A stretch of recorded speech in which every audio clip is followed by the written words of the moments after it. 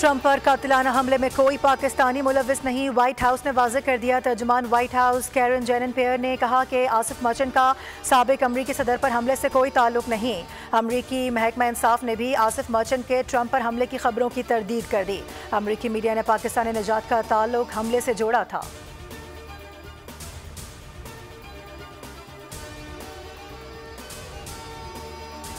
वज़ीर आला पंजाब के हुक्म पर सूबे भर में मिलावटी दूध से निजात की खुसूसी मुहिम में तेज़ी। 20 मिल्क शॉप्स की चेकिंग, 8 को जुर्माने आयद, 11 को नोटिस जारी।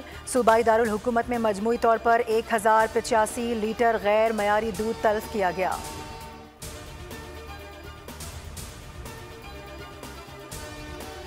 और तहरीक इंसाफ ने इलेक्शन तरमीम एक्ट सुप्रीम कोर्ट में चैलेंज कर दिया। बैरिस्टर गौहर अली खान ने आईनी दरख्वास्त सुप्रीम कोर्ट में दायर की। दरख्वास्त में इलेक्शन तरमीम एक्ट को कलअदम करार देने की सदा की गई। वफाक और इलेक्शन कमीशन को फरीक बनाया गया। कहा गया इलेक्शन कमीशन को मखसूस नशिस्तें दूसरी सियासी जमातों को अलॉट करने से फौरी रोका जाए। ख्वातीन और गैर मुस्लिम की मखसूस नशिस्तें तहरीक इंसाफ को अलॉट करने का हुक्म दिया जाए।